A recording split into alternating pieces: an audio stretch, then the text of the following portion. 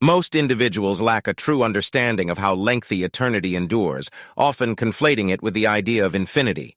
However, my personal experience revealed that eternity spanned precisely 15 years, 2 months, 27 days, and several peculiar hours. It concluded much as it began, with my wife Tracy affectionately locking eyes with her partner in sharing a passionate kiss.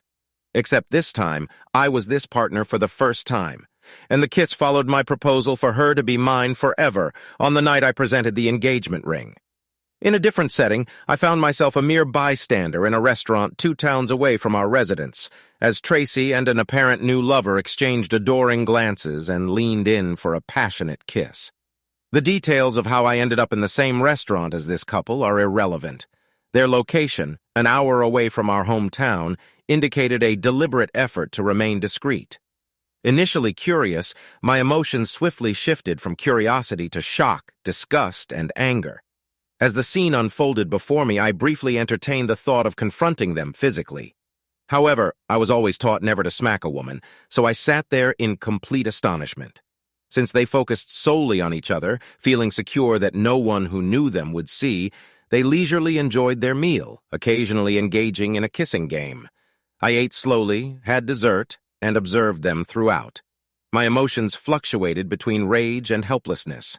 Upon finishing their meal, they stood up, held hands, and left. Seated there in silent rage, I felt like the most ignorant fool. I had been married to Tracy for over 14 years, with 2 exclusive years preceding that, yet I never suspected she was switching both ways. She never showed interest in another woman, never dropping hints in any conversation we ever had. I erroneously believed I knew her inside and out, anticipating growing old together. The revelation of her switch hitting paled in comparison to the anger I felt at her apparent infidelity, regardless of the gender of her partner. She had redirected her love, betraying the commitment we made many years ago. When she accepted my ring, it signified an enduring eternity, seemingly timeless. Who would have thought that some eternities have an expiration date? Settling the bill, I entered the car and drove home slowly. I had much to contemplate. Tracy did not anticipate my early return after the trip, but fortunately I resolved all issues ahead of schedule. Since I headed home on Friday evening instead of Saturday afternoon, as initially planned. I had been away since Monday morning, and apart from missing Tracy and the kids, the absence of closeness for more than 3 consecutive days left me with pent-up energy that needed release, at least until I witnessed what unfolded in the restaurant. I was an hour away from our hometown and could have easily driven straight through. However, since I was ahead of schedule, I opted to go out to dinner for a break from driving, and the rest, as they say, is history. Our kids are 12 and 10, old enough to be left alone for the evening if Tracy wanted to go out, which I had no issue with. However, I wondered if they were aware of the situation, since neither had mentioned anything different. Perhaps they were as in the dark as I was, I thought. Regardless, I knew they wouldn't be pleased with what happened next. In the way home, I engaged in the usual self-analysis. What did I do wrong? How long did it last? Etc. At least I didn't have to worry about her lover having a larger manhood than me. Chuckling, I'm talking about myself. Gallows humor. I walked in the door at 9, and Tracy still wasn't home. My daughters Lisa, 12, and Ariel, 10, greeted me happily, but I watched without truly seeing them, nervous and doubtful that I would be home early. The same couldn't be said for Tracy. When Tracy entered about 2 hours later, she must have noticed my car in the garage and freshened up a bit. I observed a shift in her demeanor, appearing less content than in our previous encounters. She inquired about my unexpected presence, expressing concern with her first words. I responded playfully, emphasizing her greeting. Tracy, with a slight twitch in her forehead, mentioned that if she had known I would be home early, she would have prepared a nice dinner. She went on to reveal that she had ordered pizza for the kids, and she and Kate had opted for wine and sandwiches downtown. Tracy, avoiding eye contact, asked if I remembered Kate from my office, and if she had mentioned her before. Despite her dishonesty, I replied affirmatively. Tracy then proceeded to sarcastically recall Kate as a blonde with ample chest, remarking on the trail of admirers she left behind. I couldn't help but think that Tracy had the ability to assemble a football team merely by entering a room. This wasn't solely due to her captivating effect on married women. Kate, I'm used to myself, possessed the allure of Agatus with her remarkable chest. She was about 26 years old and had started working at the insurance company where Tracy had worked the previous year. The two became instant friends, and apparently somewhere down the line, at 39 years old, Tracy could still turn more than a few heads. She was also blonde, with a beautiful figure and curves in all the right places. She was only 10 pounds heavier than when we first met, but it was still a great package, and at least until recently, it was exclusively my package. Despite the worried expression on her face, Tracy acted calmly. As for me, I could barely stand on my feet, so I just told her that I was tired and was going to bed. She gave me a quick peck on the lips as I walked past her and headed up the stairs. Perhaps I was mistaken, but I was almost sure that I felt the taste of love-making games on her lips. I went to bed but did not fall asleep. The kids went to bed before me, so when I heard a quiet conversation a few minutes later, I realized Tracy was talking to Kate on the phone. It was a short conversation, and a few minutes later, I heard Tracy getting into the shower in our master bathroom. Either I scared her so much that she quit the game and wasn't as careful as before, or she thought I was dreaming and wouldn't find out about it. My heart sank even lower. Between kid stuff and housework, I didn't have to interact with Tracy too much for the rest of the weekend. She wanted to have a family dinner on Saturday night, but I said I wasn't in the mood and just left the room, effectively ending the conversation. She must have known something was up because I'm rarely rude to her. On Monday morning at work, I requested a day off from my boss due to some personal issues I was facing. Having gone through a divorce about 10 years ago and remarried 5 years ago, John, my boss, had some understanding that something was amiss in the Mason family. Considering the success of my sales trip the previous week, he didn't hesitate when I asked for time off. As I prepared to leave his office, he handed me his business card, revealing it to be that of his divorce lawyer. She conveyed his regret, expressing sorrow for the unexpected turn in my relationship with Tracy. I acknowledged his sentiment, stating that I too had envisioned a lasting connection with Tracy. Acting on my boss's suggestion, I sought legal advice 2 days later.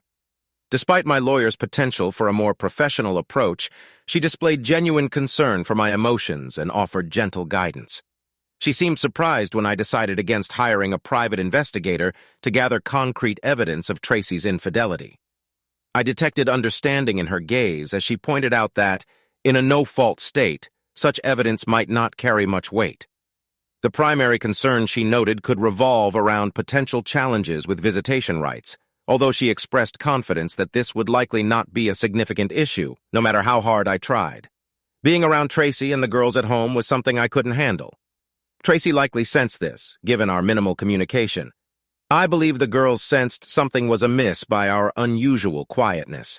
I gave Tracy numerous chances to talk, but she never seized the opportunity.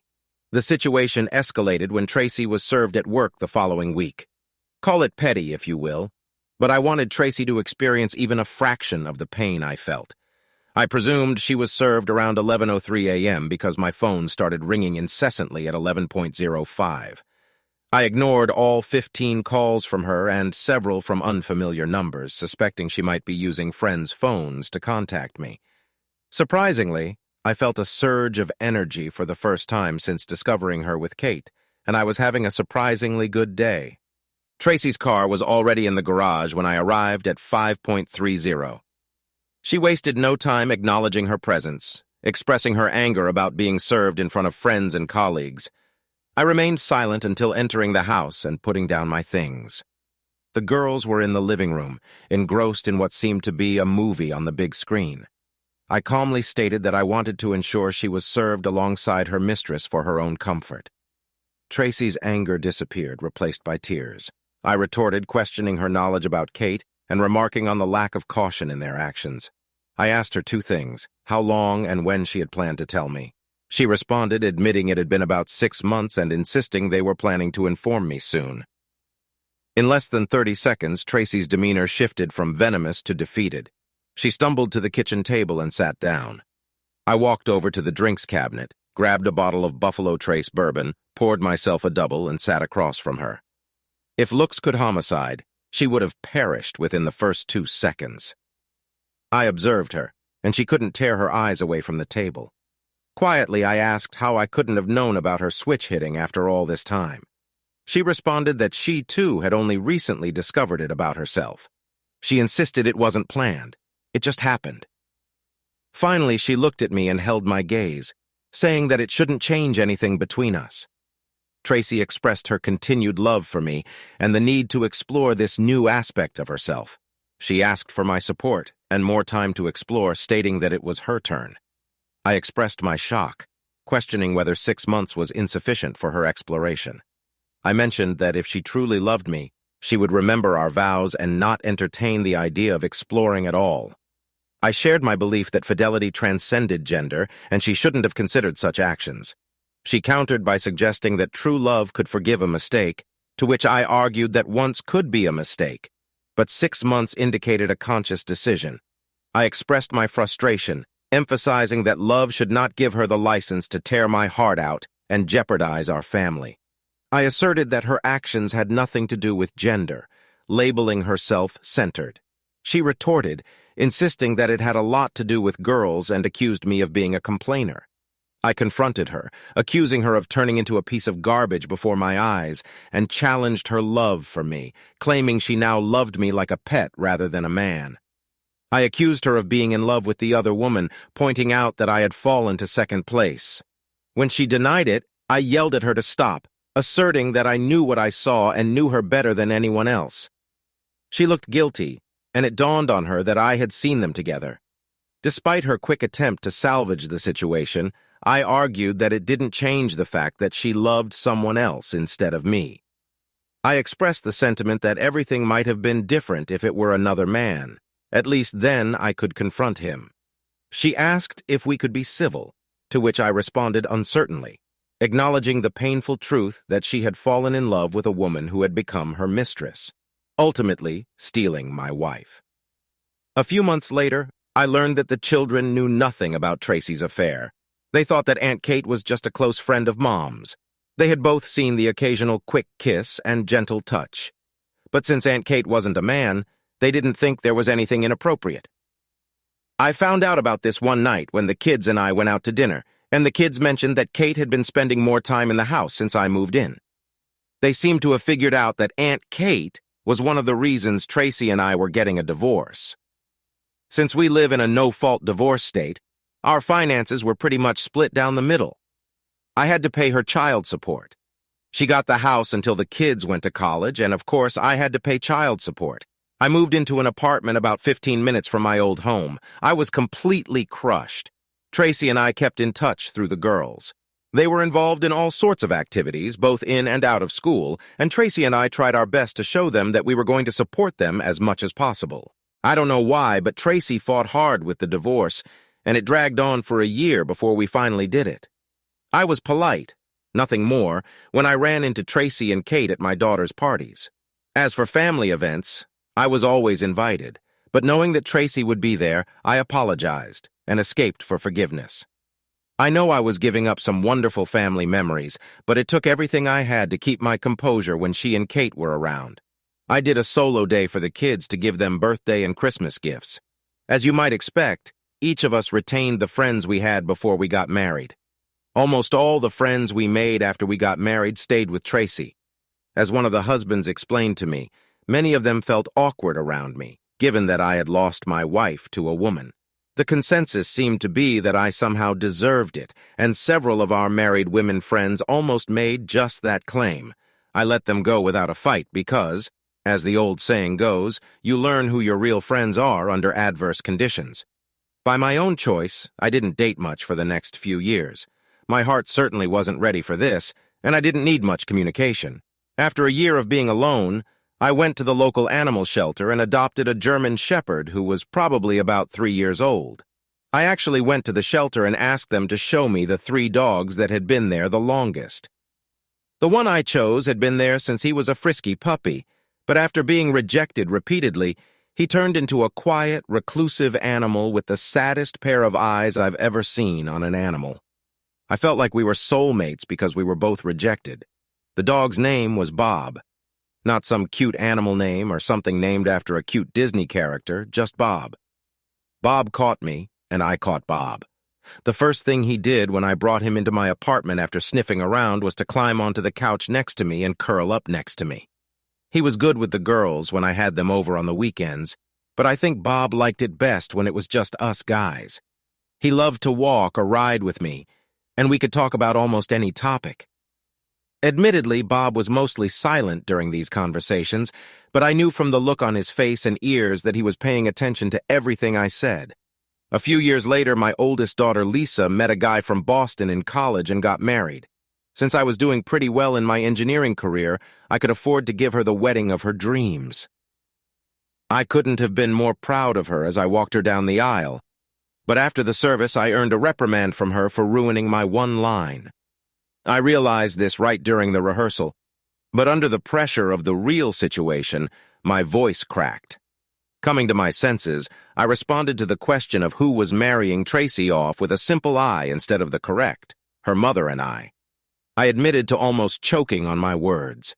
Seeing my seat in the front row beside Tracy, she leaned towards me and quietly remarked that it was disgusting, and I knew it. Kate, seated next to Tracy, leaned forward and audaciously glared at me. I discreetly told her to forget it with just my lips, checking if the pastor noticed our exchange.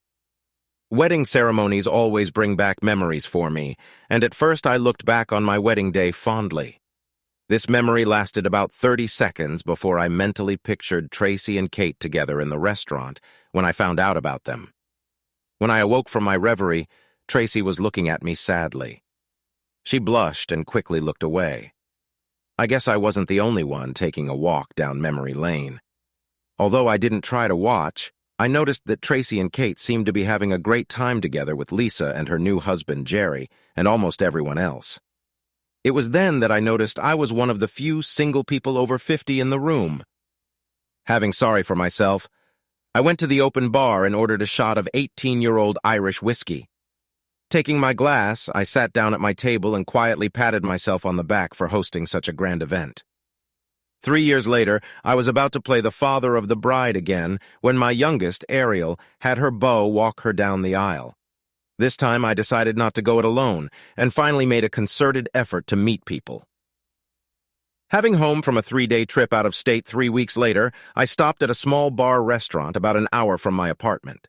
Though I usually avoid such bars due to my dislike of country western music, they were advertising pork BBQ, so I had to stop. The food was great, and as the DJ started playing music around 8 p.m., I looked around in case there might be someone worth chatting with, so to speak. Just then, a 30-year-old black woman with the face of an angel walked through the door. She was absolutely gorgeous, and I wondered why an unmarried young black woman was at the bar at this time. On the other hand, there I was, the lonely old white guy. I knew she was probably too young for me, but damn it. I motioned to the bartender to put everything she drank on my tab. He told her that her drink was paid for and gestured in my direction. She walked over to my table to thank me, and I invited her to sit down. To my surprise, she sat down next to me and introduced herself as Jade. During a pleasant evening, she suggested going to her place, catching me off guard. Without hesitation, we headed towards the door when a man in a cowboy hat approached Jade and lightly kissed her cheek. I halted abruptly, and Jade reassured me, introducing him as her husband, Fred. She asked if he could join and have a look, to which Fred grinned and mentioned their involvement. I expressed my discomfort, stating there was something wrong with the situation and the messed-up generation. I raised my hands, signaling them to stop, and left alone to my car. In another attempt to find companionship, I turned to my church. Carrie, a 50-year-old divorcee with long black hair, 34B chest, long legs, and a big smile, and I got along well. After a few dates, we went back to my apartment, leading to closeness. However, during the encounter, she began muttering her ex-husband Jim's name. The situation escalated as she screamed it during subsequent climaxes. I stopped immediately, explaining that I wasn't Jim. In response, she expressed genuine anger and questioned why I had stopped. In silence, I drove her home, and needless to say, there was no fifth date. For my next dating venture, I invited a coworker over for an evening of food and dancing. Allison Webb, a vivacious 42-year-old divorcee who had separated from her husband almost 5 years ago, was a blonde with slightly larger chest and a bump than someone of average proportions. We had been friends at work for about 10 years, and by this point, she had heard my sad story, and I had heard hers. Our great evening turned into several wonderful evenings, and we genuinely enjoyed each other's company, even before our first time being make love. Looking forward to a great time at the wedding, I invited Allison to be my date. She responded seriously, expressing uncertainty about accompanying me to my daughter's wedding, considering the family dynamics with my ex-wife. I mentioned that she would need the green light from Bob, my wingman, a 45-pound German Shepherd mix with sophisticated taste. I explained that if Bob didn't like her, he wouldn't accompany me to the wedding. She found this peculiar and labeled me a strange person. After passing Bob's test the following week, Allison agreed to be my wedding date, bringing joy to the girls who were happy I wouldn't be attending solo. Tracy, however, appeared displeased with this arrangement, consistently giving me disgruntled looks. Since I didn't engage much with her, I disregarded her opinion. However, it bothered Allison, who sensed Tracy's dislike for her. At the rehearsal dinner, I found Tracy alone and finally confronted her, asking about her problem. Tracy responded with sarcasm, expressing disdain for Allison and questioning if I was now dating Girl Scouts. I noted that Tracy's jealousy didn't look good on her, reminding her that Allison, Tracy, and Kate were the same age. I playfully remarked that Tracy had traded me for a younger female version, and she responded with shy grace. A year later, Allison became my second wife, and life went on. Withfully, I had completely forgotten that I was on the bone marrow registry when I got a call one day at work and was told that after 30 years, I was a match for someone. Thrilled at the opportunity to help save someone's life, I knew the bone marrow extraction would be somewhat inconvenient, but my hero complex made me more than willing to undergo the procedure.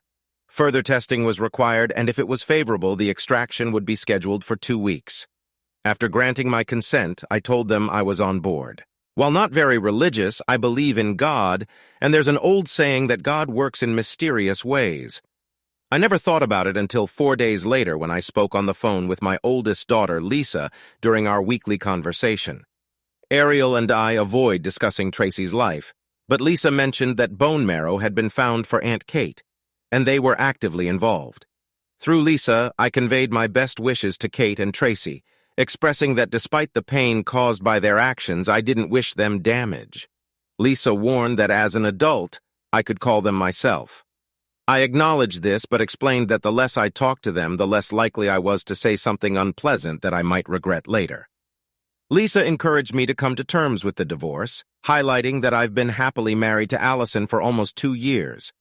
Following my happiness, I shared that while I no longer hated Tracy, she wasn't on my Facebook friends list. I decided to send Tracy flowers with a card of good wishes. Later, as I ordered the bouquet, a thought struck me.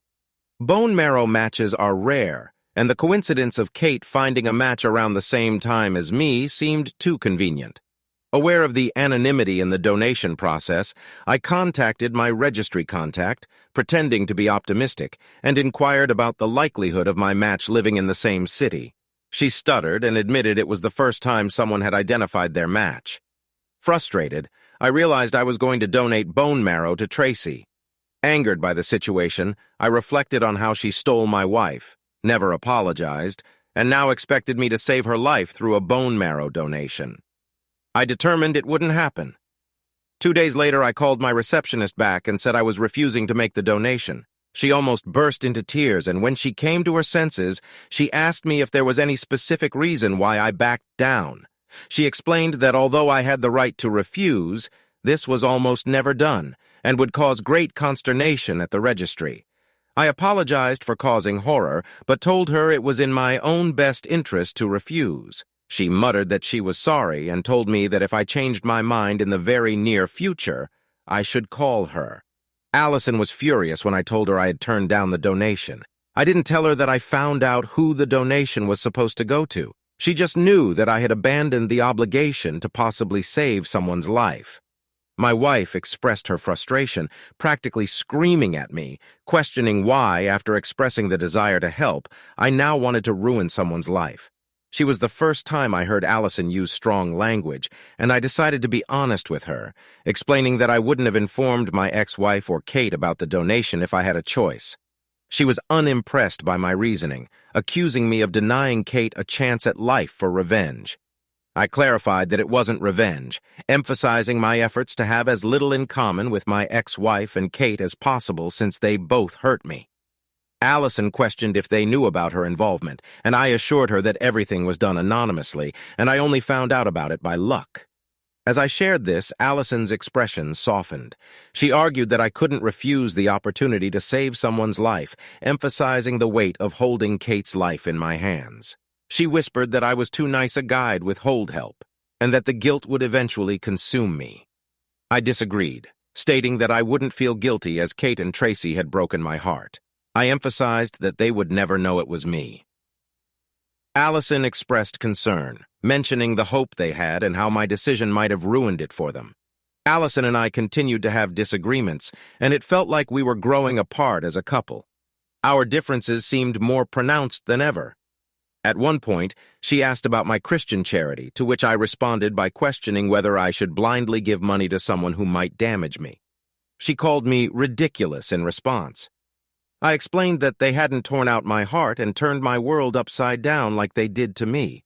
I expressed my reluctance to simply shrug off the pain and help them after 17 years. I reminded her that Tracy had been married to Kate longer than to her and suggested she deal with it. Allison insisted they had made a decision, and I replied quietly that they could live or not, indifferent to their fate. A few days later, on a Saturday afternoon, I left the room, informing Allison that I was going to the range to blow off some steam. She reminded me to be back before dinner as the girls were coming and didn't want me to smell like gunpowder, instructing me to take a shower before we ate. I knocked the living crap out of the target with 500 rounds from my 9mm whitefish. I can't explain why, but shooting always relaxes me.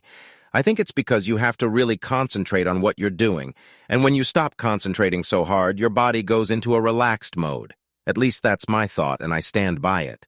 I definitely smelled like gunpowder when I got home. So when I got home, I quickly headed to the shower. I glanced at the dining table. There was set for 6 people, and from the smell, Allison was cooking a roast. She is a great cook, and I was hoping she would make these little brown potatoes instead of mashed potatoes. After taking a shower, I poured myself a glass of rye whiskey and brought Ellie a glass of wine. She seemed a little nervous, which I put down to her wanting the dinner to be perfect for the girls and their husbands. I kissed her on the lips. I was sitting in the living room reading on the computer when the door opened and the girls came in, not accompanied by their husbands, but by Tracy and a shabby-looking Kate. I wasn't happy to see any of them, and I shot Allison a glare as I stood up to greet everyone. I kissed both girls but didn't say anything to my ex or Kate. I noticed that they greeted Allison with what could be called enthusiasm. There seemed to be a lot of whispering around. Not having been born yesterday, I immediately knew that Allison had orchestrated this little intervention. I was more inclined to think of it as an ambush, since apparently I was the only one unaware of the meeting. I thought about just taking my phone and leaving, but then I decided it was time for me to speak up. At first, however, I had to endure the excuse that it was just a nice meal with family and friends. Kate's illness was the main topic of conversation at the table, although I took no part in it. Sitting with what I thought was a thoughtful expression on my face, I suppose dinner and dessert were good. I really couldn't tell. Being the good host, I provided everyone with their afternoon drinks, and we moved into the living room. After a moment of silence, I decided it was time to express my thoughts. I questioned who would speak first. The woman who had betrayed my trust to arrange the meeting. The woman who had broken my heart years ago, but now believed I owed her a favor. Or perhaps the woman who had taken a married woman from her unsuspecting, loving husband, and now needed help for a chance at life. As I made my statement, I looked at each face in turn, and none of the women could meet my gaze. Allison seemed excited when I called her name, and my eldest daughter, Lisa, took the initiative to speak. She acknowledged my lingering anger towards Mom and Aunt Kate, but criticized my refusal to donate bone marrow as childish and petty, stating it was beneath me. Lisa argued that seeking revenge by denying someone a chance at life was wrong, emphasizing that it involved a person's life, not a frivolous act. like hitting someone with a whipped cake. I took a sip of rye whiskey and cleared my throat, shaking my head slightly. I expressed my anger and stated that every action in life has consequences. I noted that Tracy and Kate never expected such severe consequences, but were now trying to make their problem mine. I highlighted the unexpected opportunity to make a difference in the life of someone who had wronged me. Despite their belief that it was driven by revenge, I suggested it might also be a way for me to regain some self-respect. After all, how much self-respect could I have if I helped the man who stole my wife survive? And I don't think any of you even consider the fact that you think I should be easier on Kate because she's a woman. If her name was Carl and he was a 200-pound man, most of you would probably think that I would be right about what I do. But it doesn't matter to me that Kate is a woman. She's a wife-stealing cow. She knew what she was doing was wrong. Kate attempted to convey her feelings by staring intensely at the carpet. He did beside her on the couch. Tracy reached over and gently squeezed Kate's hand. I asserted that my decision was not driven by revenge, but by hatred towards Kate.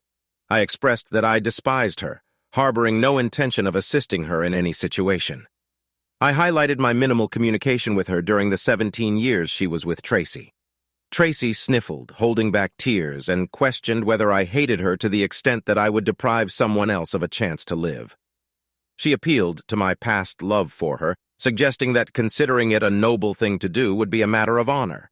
I retorted, expressing skepticism about Tracy's notion of honor, calling her a fancy woman, and stating that she had no right to lecture me on what honor is. My volume level rose, and I tried my best not to tell them all, including Allison, to burn in hell and leave me alone. I took a couple of deep breaths, and Allison apparently decided that I wasn't angry enough with her. She quietly told me that I am a good person and always do the right thing, emphasizing that retreating is wrong, and that I would never be able to live with myself if I did that. Lisa interjected, reminding me that I taught Ariel and her to always do the right thing, even if it seems wrong. Acknowledging this, I asserted that my decision was for me, to avoid any regrets or loss of sleep. Kate suddenly exclaimed, pleading with me not to let her die. Despite acknowledging the offense I felt, she appealed to the grim reality of her situation, mentioning the slim chances of survival unless I donated my bone marrow. Kate's eyes looked haunted. Asking me to help save her life must have been the hardest thing she's ever done. I looked deep into those haunted eyes. I did not feel the joy of confirming my decision, but I confirmed it. "No, that's all," I said. "I didn't say the phrasey. I'm sorry because, frankly, I wasn't sorry. I won't do anything in my power to help this woman." Kate took my answer better than Tracy, who burst into tears. Allison walked over to the couple to calm them down, and I heard her whisper, "I'll try. I'll talk to him." She was so caught up in the moment that Allison never realized that she had put our marriage in jeopardy. I will have to think long and hard about whether I can bridge the gap in our trust. I grabbed the car keys from the key ring where they were located. I walked out the door while 5 women cried. I didn't return for 3 days. I didn't answer any of the dozens of phone calls from Allison or the kids. The house was dark.